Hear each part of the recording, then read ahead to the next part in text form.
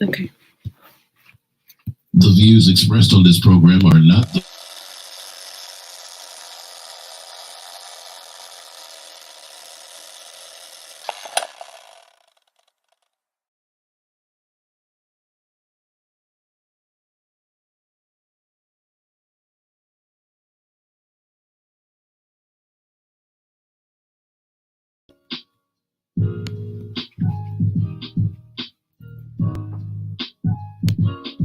Hello, hello. Welcome to Warriors Talk with author and founder Lady ReShell, where we move away from awareness towards action.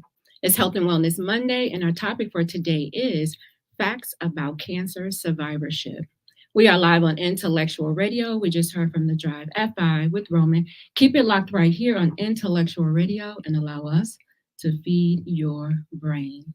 On the last episode of Warriors Talk, Rizal and I talked about signs they are not the one. You can head over to YouTube and type in Intellectual Radio.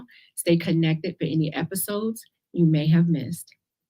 The quote of the day is difficult roads can lead to beautiful destinations. Here is your trending topic for today. According to CNN News, a 27-year-old man was killed and 24 other people were shot after gunfire erupted early Sunday morning in Akron, Ohio, during what the police said was a big birthday party. Officers responded to 911 calls shortly after midnight, reporting shots fired and multiple victims struck in the area of Kelly Avenue and 8th Avenue. The shooting took place during the birthday party earlier that night that had more than 200 people in attendance. The shooting aftermath authorities found on the scene said that it was littered with shell casings that stretched about a whole block. Based on the layout of the shell casings, it appeared consistent with someone driving by and shooting out of their car. We believe that the individuals at the party may have also returned fire, according to the chief of police. At least 2 handguns was recovered from the scene, but authorities found different shell casings and multiple kinds of firearms. Authorities do not know if the shooter or the vehicle was hit by gunfire and could not provide a suspect or a description of the vehicle. To help identify any suspect or suspects, official is pleading to the community members who may have information to talk to the police about the shooting. This shooting contributes to 192 mass shootings in the US so far in 2024, according to Gun Violence Archives. A total of 25 was shot, 1 person was killed, and authorities have not released any information about the names of the victims. They said that they were 19 years old through 43, that is, and most of the victims were in their 30s. The chief of police said he wants to be very clear that anyone who was involved in last night's shooting will be held accountable to the full extent of the law. And he is discouraging anyone from retaliating and saying that they will also be held accountable. That is your trending topic for today. Can't even party in peace nowadays, so you have to still be careful. If you are tuned in on any form of social media, like the show, share the show, invite someone else in on the show that you feel may benefit from this valuable information. Our topic is facts about cancer survivorship. Let's jump right into the subject and talk about what exactly is cancer survivorship, or who is actually a survivor. According to the American Cancer Society, a cancer survivorship is anyone who has been diagnosed with cancer from the onset of diagnosis to the end of your life. So whether you're in treatment, out of treatment, have been a survivor for 10 years or 1 year or 1 day, you are considered a survivor until the end of your diagnosis. And part of survivorship includes physical, mental, emotional, social, and sometimes, most of the times, financial effects of cancer. The survivorship experience also includes following up with care. We know that once we're done with treatment, that's just not the end of cancer care. Cancer care goes all the way until the end of your life. Just think about it. It's on your medical record. When you go to the doctor, if you switch doctors, they're going to ask, have you had a cancer diagnosis? They ask, what's in the family? And you have to list all of those things. So it becomes a part of your medical record for the rest of your life. And that's why it's important to make sure you're telling your family members, especially your children, if you had a cancer diagnosis, so that they know how to arm themselves when it comes to moving forward with their own health. I can remember my dad not really saying anything about his cancer diagnosis. He was just kind of battling with it on his own, carrying that weight by himself. And we found out like months before the doctor said, oh, we can't do anything else. And, that weight of having a cancer diagnosis can sometimes, it can eat at you, especially if you're going through it by yourself and, you're losing weight from the treatment, you're losing your hair and people wondering like, what's going on with you? And people speculating, like it could be a lot. So you shouldn't have to go through it by yourself. Make sure, I always say, pull your family in on your cancer diagnosis because they will help you carry some of the weight and give you the love and support that you need. So, according to the National Cancer Institute, more than 18 million cancer survivors were living with cancer in the US as of January 1st of 2020. That's a lot of survivors. Now, that's all cancers combined, right? When you think about it, it really don't seem like a lot, but it's a lot of cancer survivors that are alive. And I know some cancer survivors, they may say, I'm still in treatment. So they don't consider themselves a cancer survivor because they're still fighting. You're still a survivor. You are still a survivor, whether you're fighting treatment or whether you're not in treatment. So some of them like to say they're thrivers versus saying they're survivors. Like they'll use any other word but survivor because they are still in treatment. In the United States, the overall cancer death rate is steadily declining since the 1990s, with the reduction being in 1991 through 2020. And this has translated to more than 3.8 million deaths that have been avoided. And they are contributing this to awareness, early detection, and people just mainly taking better care of themselves, right? Getting to the doctors for those annual screenings, which catches cancer early. And supposedly, when you catch it early, you have better options. You have hopefully a better outcome. When you have to do cancer treatment, you have more options versus if you get diagnosed with a stage 4, your options are so-called limited. So we can contribute to people going to the doctor and making sure that they are taking charge of their health, which is so important. The one thing you don't want to do is to go in and you have symptoms and you ignore the symptoms thinking that they'll go away, or you just don't want to face it. I mean, you just don't want to face the symptoms. And I get it, because just because I'm a cancer survivor doesn't mean I'm running to the doctor with every ache and pain that I have. Do I worry? Sometimes I do. And if it gets out of hand, they say if it's happening more than 3 weeks, then you should be going to see about it. What's going on? Your body is going to tell you when something is wrong with you. I mean, the bodies are amazing. It's going to let you know, and it tries to fight off when something is not right.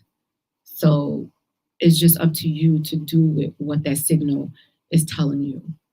When you think about a tumor, a lot of tumors they're in a cluster, right? They're like in a ball, in a cluster.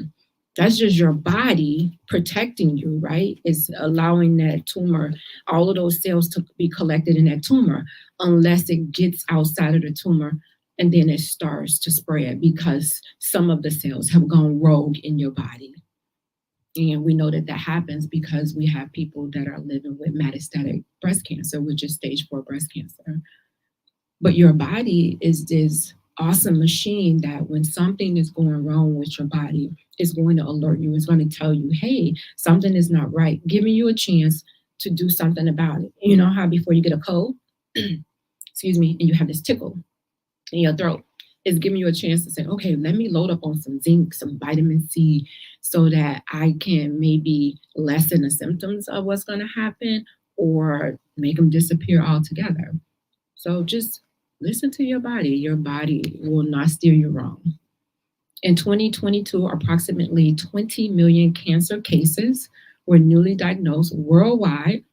By 2050, the number of cancer cases is predicted to increase to 35 million. And this is based solely on the population growing. We know as the population grows that there are more chances of people being diagnosed with cancer or diagnosed with any disease. We're talking about cancer. So the world is growing. People are having babies. People are multiplying and being fruitful. And as they do that, it increases individual chances of being diagnosed with cancer. So let's talk about facts about cancer survivorship, which starts again at the onset of diagnosis. If you go to the doctor today and the doctor says you have cancer, then you know that you are a survivor from that day. As soon as you find it and the doctor confirms it, then you're a doctor. You consider yourself. I mean, you're a survivor. You consider yourself once the doctor confirms it that you are a survivor from that point. And the survivor is just saying that you're fighting this thing. You're alive while you're fighting this thing, right? You if you wasn't a survivor, you would be in the grave.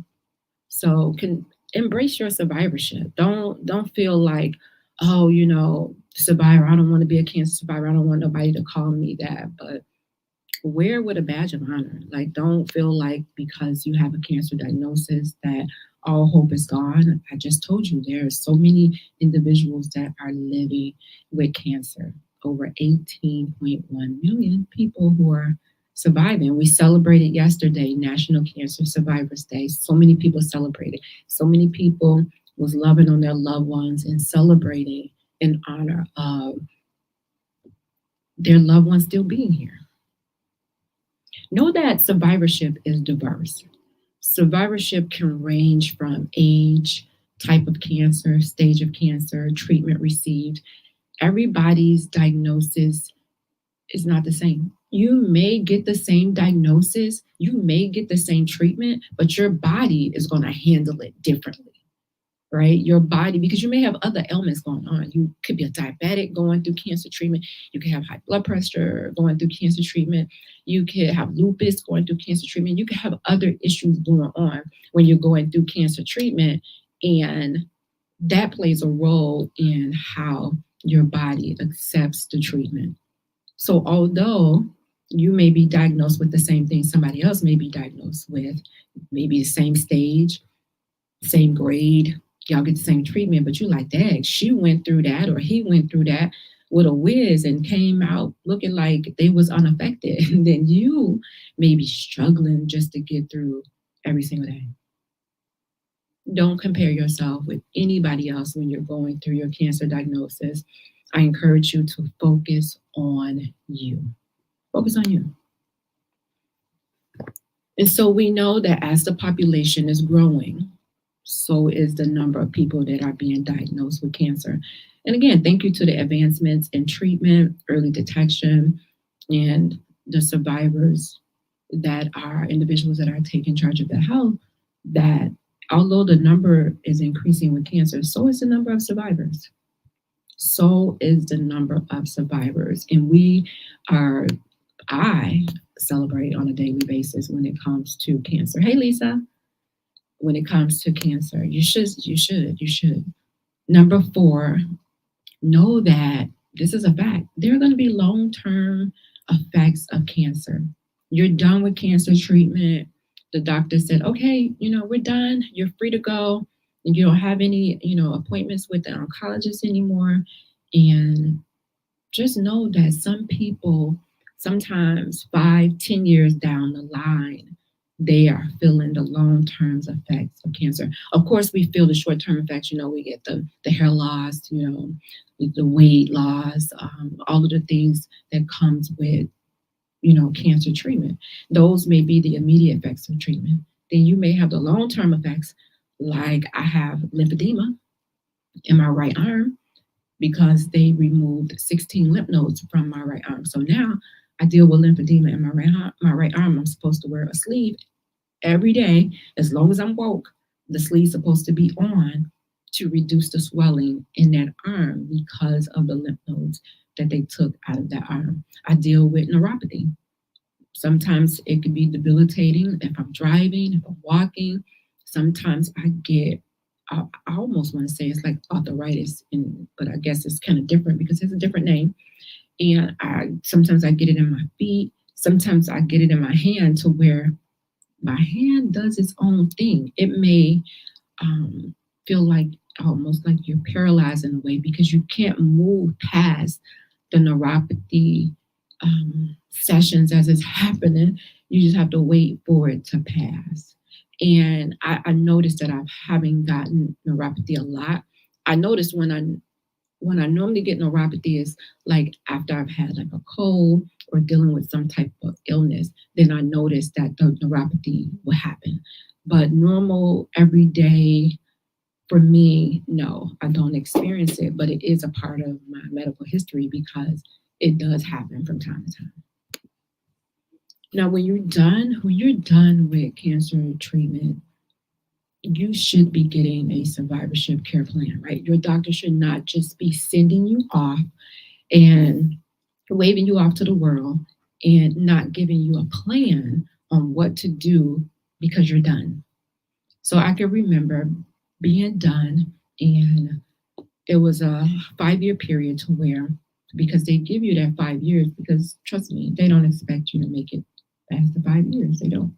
They don't. That's why they a lot of times say they wait until, well, I didn't wait, and I know a lot of people don't until you celebrate for the 5 years, but they really don't consider you in the clear until you hit that 5 year mark because they feel like, oh, that's the time when the cancer is most likely to return is within that 5 years. So once I was done with my treatment for the first year, I saw my doctor every 3 months. I want to say every 3 months, maybe for the first 2 years. And then that third year, I saw her like every 6 months, up until the last year. And then I can remember her releasing me in 2018 of September. And she said, and I was, believe me, I was holding on. I was like, um, thinking of things to ask her to kind of prolong my care with her. And she said, ReShell, I'm going to have to release you. Like, it's been 5 years. You're doing well, and I'm going to have to release you. And I'm just like, what am I supposed to do? Like, what am I supposed to do now?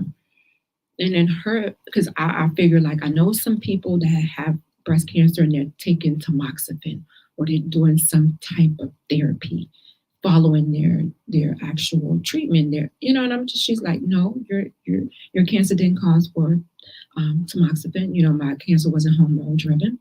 So I'm thinking like, okay, well, am I supposed to do scans or what am I supposed to do? She's like, no, you're not, none of that. And it had a lot to do with my cancer being triple negative breast cancer. And I always say it's an aggressive form of breast cancer, most likely to recur, happens mostly in African American women. And they don't want to take a chance of doing repeat scans, knowing that you're being subject to radiation. She's like, there's no need for it. There's no need for the scans. And I'm like, what am I supposed to do? And she said, well, you go to your general doctor like you normally do every year. Go to your general doctor, and if something, go to your general doctor every year. If something comes up within a year that's bothering you, that's ailing you, and it's not going away more than 3 weeks or whatever, then you address it with your general doctor. Now, if something happens to where the general doctor needs to send you back to me, then that would happen at that time. But I'm releasing you. And I was just like, oh my God. It was like the scariest feeling in the world because up until that point, I never had to make any of my appointments. None of them. None of them. I had a nurse navigator who made all my appointments for me. I have HMO, so she called and got all the referrals, all of that. I didn't have to do any of that. She Anything I needed done, it was done by her, and then she would just call me and confirm it's done. You just have to be here at this time at this place. And so the doctor released me. She said, okay. So I felt like she put me on a cliff and then she just pushed me. But it was like a rope that was dangling me from the cliff. And I'm just hanging down there, but then she walked away.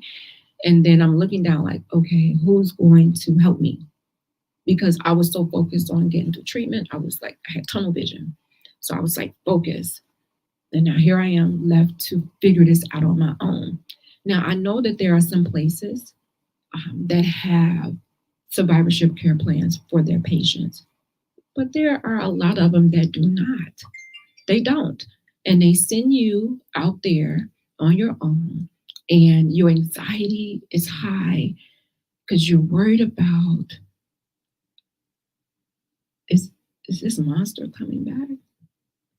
What am I supposed to do out here by myself? What if I do the wrong thing? What if I'm eating the wrong thing? No, what if, you're stressing? So if you are in cancer treatment now, I would encourage you to ask your care team, your oncologist, if they try to release you, be like, what's my survivorship plan? What am I supposed to do moving forward? And I guess maybe that was my plan to see her, within those 5 years, and then she released me. But I feel like if you had a cancer diagnosis, especially if they know with any cancer that it could show up, it could recur at, anytime, that I think the surveillance should be increased. But then there will probably be what they call a lot of false positives too, and a lot of anxiety when it comes to people going to the doctor. So I get that part. But I just feel like you just pushed out there without a real care plan or a real way to prevent it from coming back. And I believe that they do it that way is because they don't know how to prevent it. They don't. If they did, then they would. It would be we know there's no money in it, but so they don't know. All they know to tell you is to go to your general doctor if something is happening. Make sure that you're getting in time to get it looked at. So then you're left to think about what your new normal is, right? That's what we say after a cancer diagnosis. Now things are different, right? Your life is different. And you're there to figure out what the new normal is, what my life is going to look like at this point. What do I do? You have to figure it out. You have to figure out what that new normal looks like for you. How, what do you want to do? You have to take control of your life at that point and figure out what you want to do in order to move forward with a frame of mind that's peaceful, that you're not always looking over your shoulder, and you're able to take whatever it is that you learn and help other people. You have to figure it out. Facts about cancer survivorship is there are so many support networks, groups, online communities, counseling services out there that will support you, right? So don't discount the support groups. Don't feel like you don't need to talk to a counselor or therapist when you're going through cancer, because that should be part of our care along with the physical. The mental portion should be right there with it. Why they don't prescribe it that way, since we say it's all about money, that's another way to make some money. Be like, hey, you got to go to these counseling sessions. As long as you're in treatment, then you got to go to these counseling sessions. It's mandatory. Instead, they send you home with this diagnosis, and you're there to figure it out on your own. And it should be, counseling should be a part of your care plan. even after, way after cancer, so that you can deal with the mental portion of it. You can decompress and release some of that. Because some people just they out of treatment, they right back at work, they right back to doing whatever it is that they was doing before, and they really don't take time to heal mentally from what just happened. They just kind of like put it in the back of their minds until they have to deal with it all over again. So know that it's important to follow up care when it comes to cancer survivorship, especially because you're a cancer survivor.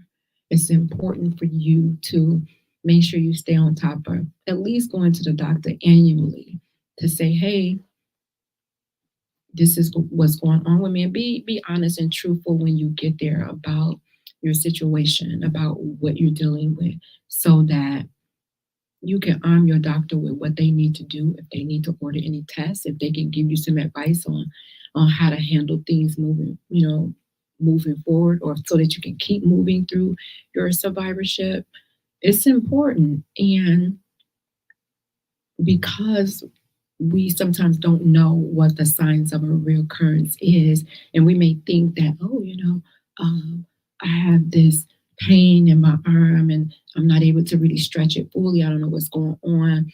You don't know what that is, but it could be a sign that cancer has returned. And the reason why I say that is because, like a couple of months before my cancer diagnosis, I noticed that my right arm, like I used to work out, but my right arm, for some reason, I couldn't seem to stretch it enough. Like it would always feel like it was kind of tight. And I was just like, what's going on with my arm? Well, my lymph nodes was swollen and it had cancer in it, but I didn't know that. Like I had no idea that that was the case, but just something like that I never would have, I never knew before my diagnosis that, that was even a possibility. So just like little things like that you may not think to bring it to your doctor's attention, but you should. Number 8, excuse me. Number 8, when you're thinking about facts about cancer survivorship, is lifestyle factors, right? I just was talking about exercising, making sure that you are exercising. Exercising, I think we take for granted, is one of those things that really can affect whatever you're dealing with: diabetes, heart disease, stroke, lupus, MS. Like, it's one of those things that you can do that will help improve your your disease. It would help you. It helps prolong life too. It was a study done to say that depending on how many minutes you do a day, it adds to your life. Exercise adds to your life. So don't take it for granted that, oh, I haven't started and it's going to be too hard for me to even get moving. Oh, no. You could do little things that you can do. They even have chair yoga where you don't even have to get up. You're sitting in the chair and doing stuff. Like, start wherever you are and just get moving, and you would be so surprised where you would be a year from now and how you're able to function. As we get older, um, people have falls to where they hurt themselves, they, damage their hips and everything. And they said that those kind of falls, when they do that, they end up dying shortly after that. So we have to exercise so that we can have strength in our body to be able to be mobile, to be able to just do the little things. You're reaching to get stuff, you're bending to get stuff. Your body has to have strength. As we age, from the age of 40, we start losing muscle mass. So start picking up those weights, start getting the bands and using those to bring strength to your body so that you can play with your grandkids for as long as possible. I hate to see people, and you don't know what life brings people and why they're that way. But I hate to see people like hunched over and they can't walk. They have a cane, but they like hunched over. And it's like, what happened? And I know it could be, I don't know, scoliosis or what, it could be anything. But I'm just like, man, I wonder if that person exercised, or I wonder if they was exercising before that, like what was going on in their life to cause them to be, you know, that way. And so while you are able to do the things, I say do it. Start off with 10 minutes, break it up to 10 minutes in the morning, 10 minutes in the afternoon, 10 minutes at night, or 15 minutes in the morning, 15 minutes at night, or just do while you're cooking. I normally do mine when I'm cooking. I put the dinner on and then I exercise. I just go to YouTube and I have these workout videos that I do consistently. And while I'm doing it, the food is cooking. By the time my workout is over, the food is done. And I killed two birds with one stone. So don't tell me that you don't have time to exercise. Don't tell me there's not enough time in the day to exercise, because if you don't exercise now, you're going to be paying for it later in medical bills. So you might as well pay for a gym right now, or do it free at your house. But don't tell me you don't have time to exercise, because there's so many things that you can do on your own for free. There are so many cancer survivors out here that are resilient. They have this resilience. When you go through a cancer diagnosis, when you go through that journey, I always say the journey is not for you, right? The journey is not for you. It's really to use your testimony to give someone else hope. And I say that because when I was going through my journey, I looked for people who went through the same journey, and I listened to their stories and I gleaned from them, and it gave me hope, and it let me know, oh, you can make it. You can make it. That person made it. You can make it. How many years of survivorship you got? That's where I want to be. Like I would look for the people purposely that had like more than 10 years, more than 20 years, and be like, and look at them and be like, wow, you're still here. You're still here. So don't think that you went through this journey for nothing, and that I always say God allowed it, right? God knows everything. He's all knowing, right? He's all powerful. He's a sovereign God. So he allowed it to happen. So okay, God, what's the purpose of this? You allowed it. You knew it was coming, and it's here. So what's the purpose? How can I glorify you in this diagnosis? What can I do with this diagnosis that's going to bring glory and honor to you? Look at it that way. Because if we look at it through our human eyes and with our human mind, man, you'd be depressed. You'd be like, oh, I want to be out of here. So look at it that way. Don't look at it like, oh, woe is me. And yeah, you're gonna have that time. You're gonna have that time, but you shouldn't stay in that time the whole time you're going through. The whole time you're going through, you should not. You shouldn't. And maybe that's just me talking. But the whole time you're going through, at some point, you should be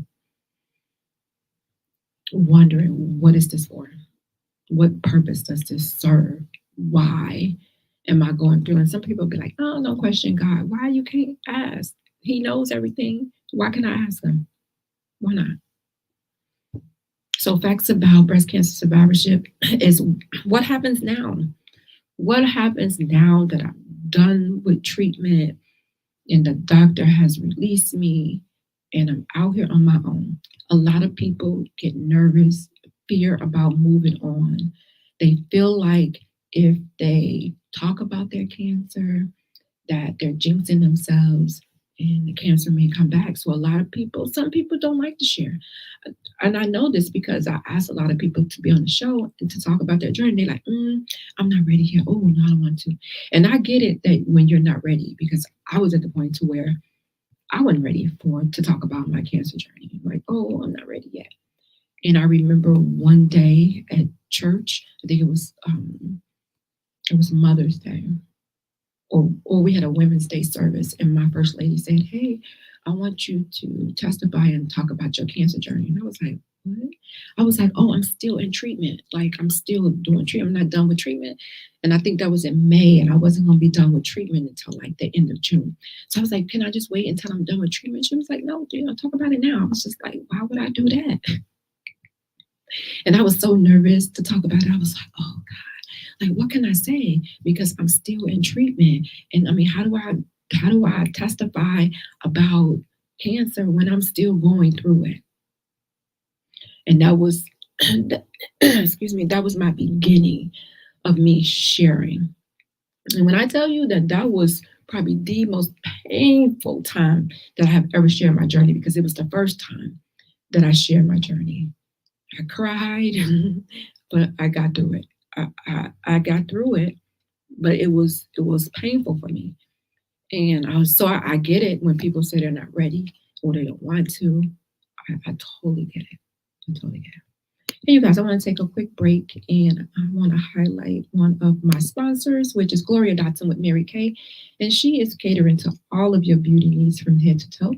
You can contact her at 773-749-6880. You can also go to her website, which is marykay.com/GDOTSON.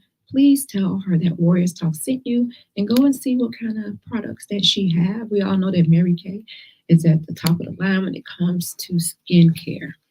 Also, Warriors Talk will be hosting our 8th annual Survivors Night of Reflection, Survivor Celebration of Reflection Gala. I keep saying night because we used to host it at night, but this is going to be a brunch for cancer survivors. So, all cancer survivors, this is Saturday, October the 19th from 11 a.m. to 3 p.m. at the Crystal Sky Banquet in McCook, Illinois.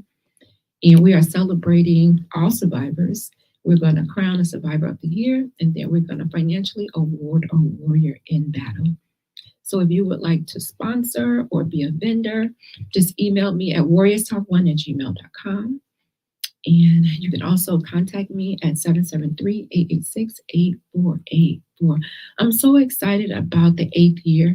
Our theme for the year is a season of new beginning, because we know number 8 is all about new beginnings. So I'm excited about that. If you're tuned in on any form of social media, share the show. We live on Intellectual Radio, and we're talking about facts about cancer survivorship. Again, yesterday was Cancer Survivors Day, and the whole month of June is Cancer Survivors Month. So if you know someone who dealt with cancer, dealing with cancer, or you have a loved one or a friend, contact them and say, hey, I'm glad you're here. Send them a card, send them a text, and let them know that you're glad that they're here. Number 11, facts about cancer survivorship, is celebrating those milestones. I say celebrate every day, right? Whatever little victories you have. If you're in treatment, you're done with chemo, celebrate. You're done with radiation, celebrate. You're done with surgery, celebrate. Like, celebrate. Get you a Facebook group for all of your family members and friends, and text your updates in there and let them know what's happened. Share your journey. People want to know. You have people out there that are going through their journey that may be struggling and having a hard time, and they just want to see and get hope from somebody else who is going through. So don't be afraid to celebrate your milestones, your journey, to see how far you came. When I did my chemo, I did 16 rounds of chemo. So every chemo appointment I had somebody there, and I would make these signs as to what chemo appointment there was, and I would take pictures of the person who was there with me, and I would post them on Facebook, but nobody knew that I was going through chemo except for the people who was close to me. And then I would post a picture, and then I would say, I would make sure I have like the session on there, so I would kind of like document my journey that way. So make sure that you are celebrating. Life is to be celebrated. Sometimes we wait until, we're going through, or we want to wait until the 5 years, or no, celebrate now. Don't wait. Celebrate right now.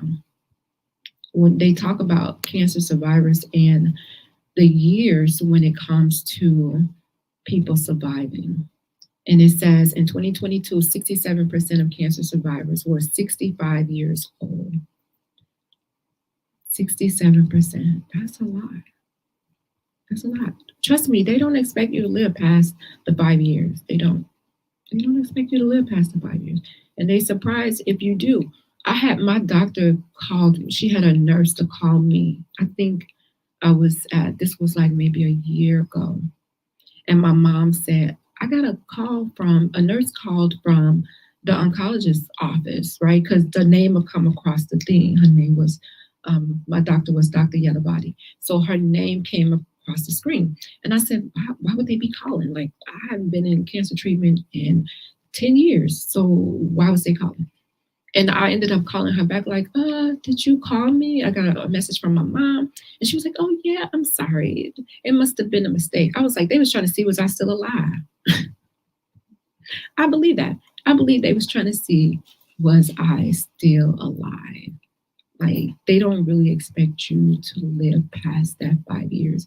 And if you do, they surprise. They're like, oh, okay, that's another one. Why? Why? So they get added to their statistics.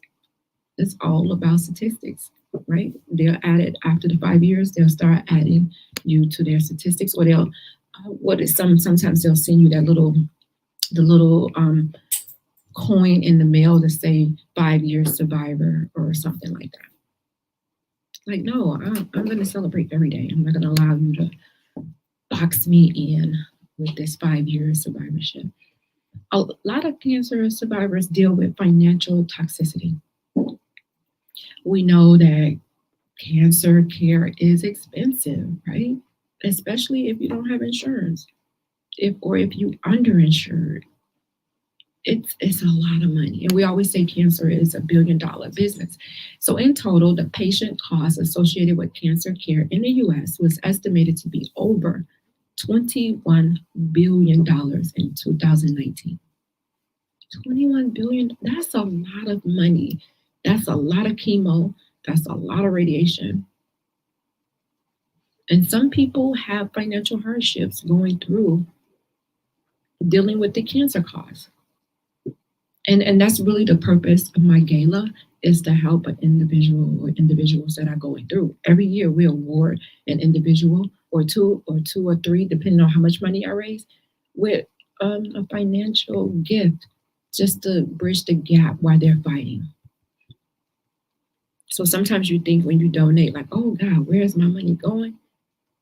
Most of my monies or my funds that I collect, it goes directly to the individual, because, and only because I know, like, how expensive it is. And it could be little things, right? It could be their cell phone bill or their rent needing to be paid, or even a medical bill that needs to be paid. And it could be, worrying them in the back of their mind, and they're thinking about it, and they're trying to figure out how they're going to get the money to do it.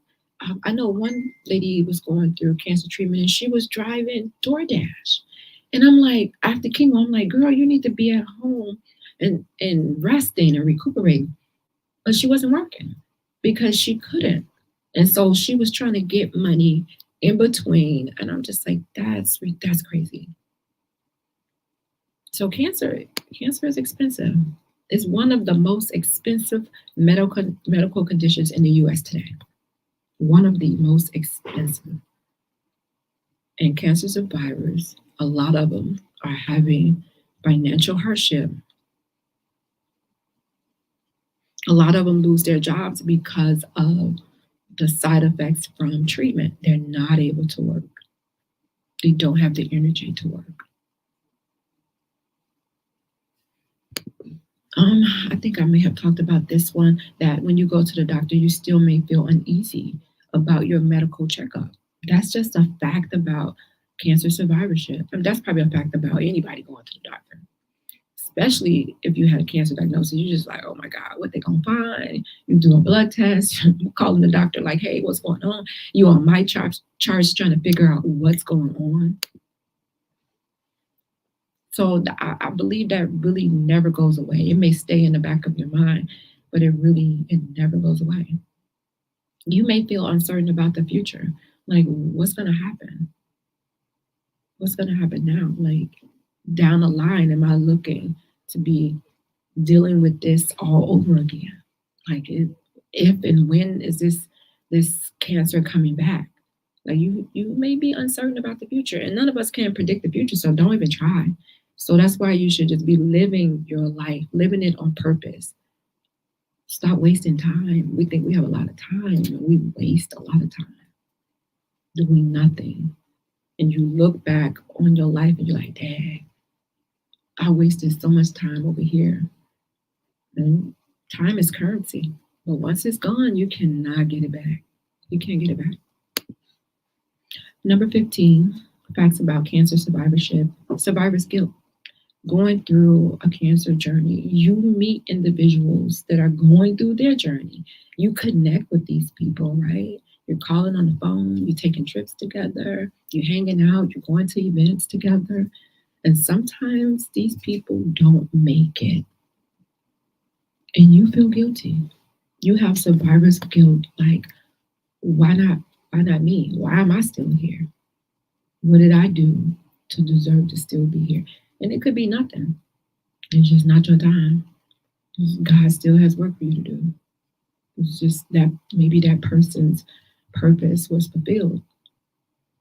But you're left with survivor's guilt. Don't beat yourself up about it. Get into counseling so you can deal with it. Number 16 is relationships may shift. There are going to be some friends that are going to become closer while others are going to keep their distance. Why? Because a lot of times people are afraid of cancer. They're afraid of the unknown. They're afraid of maybe seeing someone they love go through it and how it's just snatching your beauty away. And it could be somebody that was strong and was in charge all the time. And then all of a sudden they get hit with this and it's like, wow, this thing is really wiping them out. And then you may have family members that may be overprotective and more loving, and they may, kind of shield you from everybody else and what's going on and how people approach you. They may step in and be like, okay, you have any questions you want to ask them, ask me. All communications come through me, and you need somebody like that. You need somebody in your life that's going to protect you. It's going to love you and shield you from those negative people that could drain you. You trying to concentrate on healing and getting your strength back. The last thing you need is somebody in your life that is going to pull you down. All right, so I gave you 16 facts about cancer survivorship. If you know anybody that's going through cancer, again, this is Cancer Survivors Month. Make sure you contact them and let them know that you appreciate them, that you love them, and that you're glad that they're here. Warriors Talk is always looking for individuals to come on and share their journey. If you want to be a special guest, you can inbox me or you can email me at warriorstalk1@gmail.com and just type in the comments ready. And you can come on the show and you can share your journey with someone. You never know who may be blessed, how you may grant hope to someone else who's fighting, who may be on the verge of giving up. Do not go anywhere, you guys. Coming up next on Warriors Talk at 7 p.m. is Pillow Talk with God. So you can stay right here on Intellectual Radio. I will give you these words of wisdom. There's always hope beyond what you see. Join me next Monday right here on Intellectual Radio. As always, thank you for tuning in to Warriors Talk with author and founder Lady ReShell, where we are changing lives one warrior at a time. Thank you for listening to this week's edition of Warriors Talk with Lady ReShell. To find out more about Warriors Talk, follow at Warriors Talk, the number 1, on all social media outlets, and Warriors Talk with Lady ReShell on YouTube. Please join us next week and every Monday evening at 6 p.m. Central Standard Time on intellectualradio.com for Warriors Talk with Lady ReShell, where we encourage, educate, and empower you into action.